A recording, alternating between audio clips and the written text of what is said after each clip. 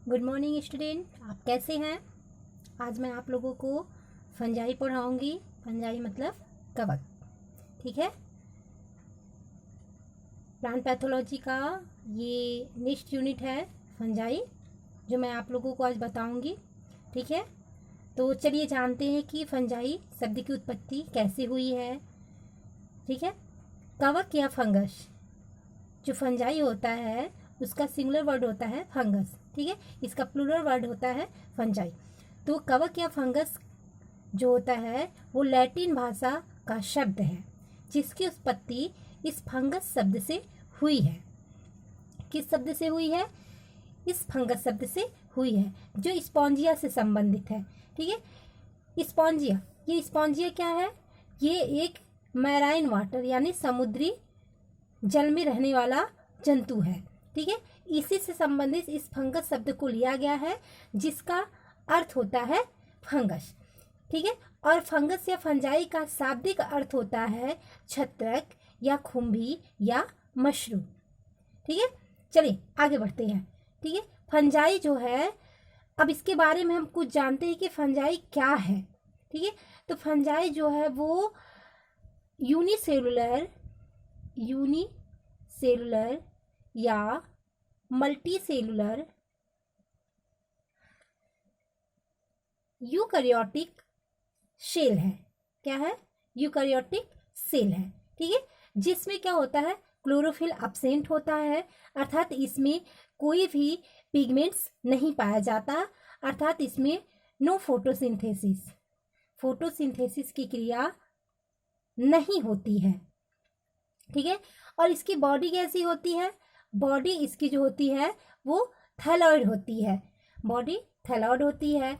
और इनकी जो बॉडी स्ट्रक्चर्स होती है वो सिगमेंटेड, नॉन सिगमेंटेड और ट्यूबुलर फिलामेंट्स का बना होता है, मतलब खंडित होता है या अखंडित भी होता है। और ट्यूबुल मतलब कि एक ट्यूब लाइक स्ट्रक्चर्स का बना होता है। क्या कर रहा है? खंडित भी होती है और नहीं भी होती है। तो इस प्रकार के स्ट्रक्चर जिसमें पाए जाते हैं वो क्या होते हैं? फंजाई होते हैं। साथ ही फंजाई जो होता है उसमें स्पोर्स बनते हैं, रिप्रोडक्शन यानी जनन के अंतर्गत स्पोर्स बनते हैं, स्पोर यानी फंगल सीड्स बनते हैं। तो आपको मैं सामान्य भाषा में बता दूं कि फंगस जो है यूनिसेलुलर या मल्टीसेलुलर यूकैरियोटिक सेल है, जिसमें क्लोरोफिल अब्सेंट होता है, ठीक है। क्लोरोफिल जो होता है वो अब्सेंट होता है। और इसकी जो बॉडी होती है थैलॉइड होती है, सिगमेंटेड होती है, नॉन सिगमेंटेड और ट्यूबुलर होती है। और इसमें फंगल स्पोर्स बनते हैं। और रिप्रोडक्शन के अंतर्गत वेजिटेटिव बॉडी यानी फ्रेगमेंटेशन या खंडन की क्रिया भी होती है। तो ये सभी कैरेक्टर जिसमें पाए जाते हैं वो क्या है? हमारा फंजाई होता है, ठीक है। चलिए आगे बढ़ते हैं। तो ये आप जानिए कि जो फंजाई होता है वो फंगस शब्द से बना हुआ है, यानी लैटिन वर्ड से बना हुआ है, जिसका अर्थ होता है छत्रक, खम्भी या मशरूम, ठीक है। अब जो फंजाई होता है इसका स्टडी किस ब्रांच के अंतर्गत किया जाता है? तो जो फंजाई है उसका जो स्टडी है वो माइकोलॉजी के अंतर्गत किया जाता है। विज्ञान की वह शाखा जिसके अंतर्गत सभी फंजाई का अध्ययन किया जाता है वो क्या कहलाता है? माइकोलॉजी, ठीक है। ये समझ में आ गया होगा। अब आगे देखिए, जो माइकोलॉजी है वो किन किन शब्दों से मिलकर बना हुआ है, ठीक है। अर्थात फंजाई को माइकोलॉजी में ही क्यों रखा गया, माइकोलॉजी के अंतर्गत ही क्यों स्टडी किया गया? तो माइकोलॉजी दो शब्दों से मिलकर बना हुआ है, माइकस प्लस लॉगस, मतलब माइकस और लॉगस दो शब्दों से मिलकर बना हुआ है। माइकस का अर्थ होता है थ्रेड लाइक यानी धागे नुमा, लॉगस टू स्टडी अध्ययन करना।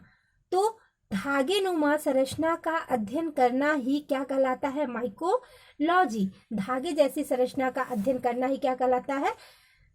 माइकोलॉजी। या सामान्य भाषा में बोल सकते हैं कि धागे जैसे जीव का अध्ययन करना फंजाई के नाम से जाना जाता है, जिसका शाब्दिक अर्थ क्या होता है? हमने ऊपर बताया छत्रक, खुम्भी या मशरूम। इसका शाब्दिक अर्थ क्या होता है? छत्रक, खुम्भी या मशरूम। चलिए आगे बढ़ते हैं। अब देखिए, फंजाई का जो स्टडी किया जाता है वो माइकोलॉजी के अंतर्गत किया जाता है, और इस माइकोलॉजी का अध्ययन जो करता है उस वैज्ञानिक को क्या कहते हैं, माइकोलॉजिस्ट। यानी जो साइंटिस्ट माइकोलॉजी के का अध्ययन करता है उसको क्या कहते हैं, माइकोलॉजिस्ट। ठीक है, चलिए आगे बढ़ते हैं। अब आगे हम पढ़ेंगे history of mycology. History of mycology. ठीक है, देखिए हम यहाँ पे जानेंगे माइकोलॉजी का इतिहास, हिस्ट्री कि माइकोलॉजी की उत्पत्ति कब हुई, कैसे हुई, ये जिज्ञासा लोगों के अंदर कैसे आया। ठीक है, तो सबसे पहले देखिए थियोफेस्टस, नाम आप लोग सुने होंगे, अगर नहीं जानते तो जान लीजिए। थियोफेस्टस, इन्हें फादर ऑफ बॉटनी कहा जाता है। क्या कहा जाता है, फादर ऑफ बॉटनी। ठीक है, ये 2500 BC के वैज्ञानिक थे और इन्होंने अपनी पुस्तक में ही फंजाई का वर्णन कर दिया था, बट इन्होंने उसको विस्तृत रूप से प्रस्तुत नहीं किया था। उसके बाद वेदों, जैसे आप जानते हैं ऋग्वेद, सामवेद, अथर्ववेद इत्यादि सभी वेद हैं, ये जो है ये सभी वेद हैं। इन वेदों में भी कवकों का वर्णन किया जा चुका था। ठीक है, आगे है कवकों के अध्ययन के बारे में क्रांति मतलब उत्सुकता लोगों में कब आई, जब एंटोनी वान लीeuwenhoek ने, एवी लीeuwenhoek या इनका पूरा नाम है एंटोनी वान लीeuwenhoek ने 1675 में माइक्रोस्कोप का आविष्कार किया। ठीक है, तो आपको समझ में आ गया होगा ना कि वेदों में भी फंजाई का वर्णन किया गया था, लेकिन फंजाई के अध्ययन के बारे में जिज्ञासा तब हुई जब एंटोनी वान लीeuwenhoek ने माइक्रोस्कोप का आविष्कार किया। ठीक है, तो एंटोनी वान लीeuwenhoek जो है ये ऐसे वैज्ञानिक हैं, इन्होंने सबसे पहले बैक्टीरिया को, ठीक है, आरबीसी और स्पर्म्स जैसे यूनिसेलुलर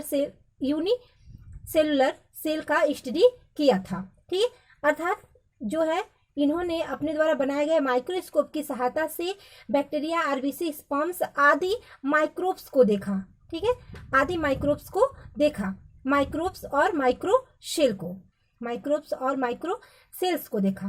ठीक है, एंटोनी वान लीeuwenhoek जो है इन्हें फादर ऑफ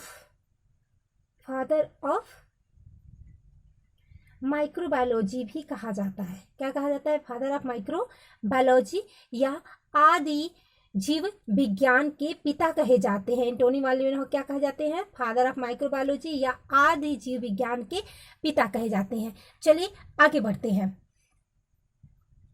बढ़ते हैं फंजाई की हिस्ट्री में। तो आपको बता दें और कुछ हिस्ट्री के बारे में कि जो फंजाई की स्टडी थी उसकी स्टडी और वैज्ञानिकों ने भी किया। तो 1729 ईस्वी में एक साइंटिस्ट है पियर एंटोनियो माइकेली, इन्होंने अपनी पुस्तक नोआ प्लांटेरम जेनेरा में ही फंजाई का वर्णन किया था। जो ये पियर एंटोनियो माइकेली है, इन्हें father of microbiology and founder मतलब संस्थापक भी कहा जाता है। ठीक है, इन्हें father of mycology and founder भी कहा जाता है, अर्थात इन्हें माना जाता है, इन्हें फादर ऑफ माइकोलॉजी माना जाता है। माइकोलॉजी मतलब इन्होंने सबसे पहले कवक विज्ञान की स्थापना की। ठीक है, उसके बाद 19वीं शताब्दी में जो कवक विज्ञान को एक नई दिशा प्रदान हुई, कह सकते हैं कि एक नई धारणा लोगों में उत्पन्न हुई।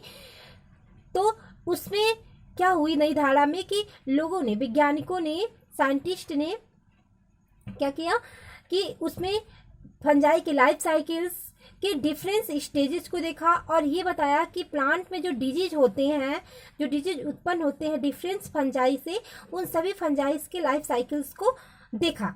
ठीक है, उसके बाद आगे एक और वैज्ञानिक है एंटोन डिवेरी जो है, इन्होंने सर्वप्रथम सबसे पहले इन्होंने पैक्सिनिया ग्रामिनीस है उसके लाइफ साइकिल को सबसे पहले क्या किया, प्रस्तुत किया। ठीक है, जो पैक्सिनिया ग्रामिनीस है इसके लाइफ साइकिल को सबसे पहले एंटोन डिवेरी ने प्रस्तुत किया। साथ ही इन्होंने ये भी बताया कि जो आलू में लेट ब्लाइट ऑफ पोटैटो, ठीक है ना, late blight of potato disease होता है, उस डिजीज के रोग के कारक को पहचानने का प्रयत्न किया और बताया कि यह जो डिजीज होता है वो फाइटोप्थोरा से होता है। तो एंटोन डिवेरी ने फंजाई में महत्वपूर्ण भूमिका को निभाया। इन्होंने 19वीं सदी में बताया कि पक्सिनिया ग्रैमिनिस की लाइफ साइकिल किस प्रकार से कंप्लीट होती है, किस प्रकार से चलती है। साथ ही इन्होंने आलू में late blight of potato disease का भी संपूर्ण अध्ययन कर बताया कि यह रोग जो होता है वो फाइटोप्थोरा नामक फंजाई के कारण होता है। इसलिए एंटोन डिवेरी, जो एंटोन डिवेरी हैं, इन्हें मॉडर्न फादर ऑफ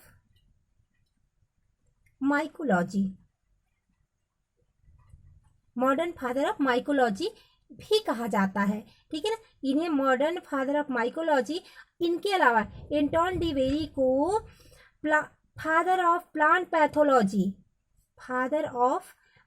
पैथोलॉजी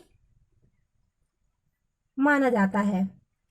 ठीक है, तो आपको एंटोन डिवेरी से दो बातें महत्वपूर्ण समझ में आई कि इन्होंने पैक्सिनिया ग्रैमिनिस की लाइफ साइकिल का अध्ययन किया और लेट ब्लाइट ऑफ पोटैटो के कारक को पहचाना और बताया कि यह डिजीज जो होता है फाइटोप्थोरा फंजाई से होता है, और इन्हें फादर ऑफ प्लांट पैथोलॉजी और मॉडर्न फादर ऑफ माइकोलॉजी माना जाता है। आपने अभी ऊपर पढ़ा पियर एंटोनियो माइकेली, तो ये जो तो प्रीमेटिव फादर ऑफ माइकोलॉजी थे, ये आधुनिक माइकोलॉजी कवक विज्ञान के आधुनिक पिता है, और ये कवक विज्ञान के पिता है प्रीमेटिव यानी आदि। ठीक है, चलिए आगे बढ़ते हैं।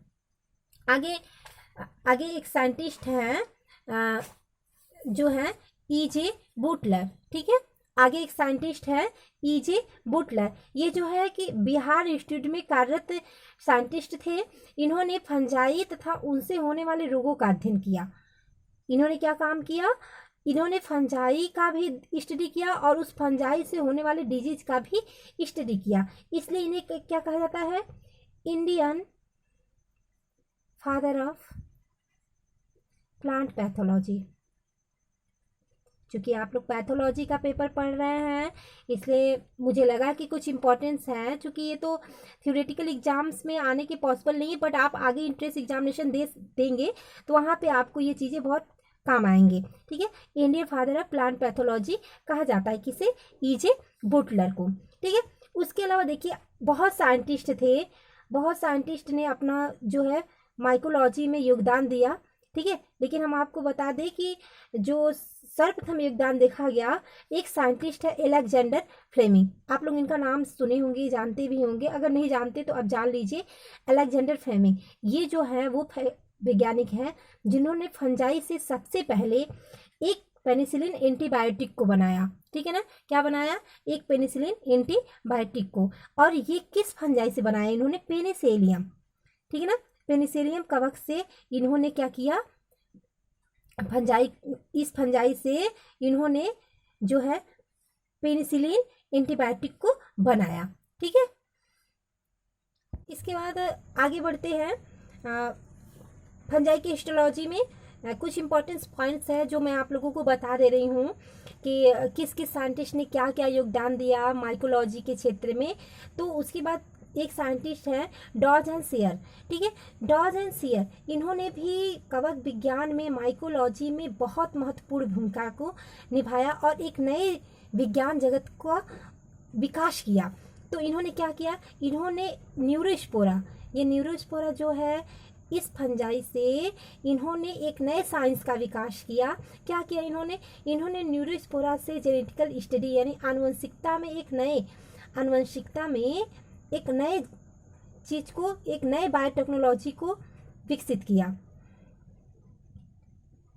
एक बहुत ही विकसित आनुवंशिकता में बायोटेक्नोलॉजी को विकसित किया। साथ ही इन्होंने biological control of enzyme and biochem reactions की भी भूमिका को बताया। किसमें?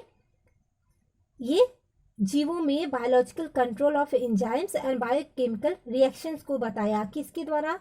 इस फंजाइस के द्वारा। तो इस प्रकार इतने जो साइंटिस्ट हैं ये सभी मिलकर जो है फंजाई में अपनी भूमिका को निभाया।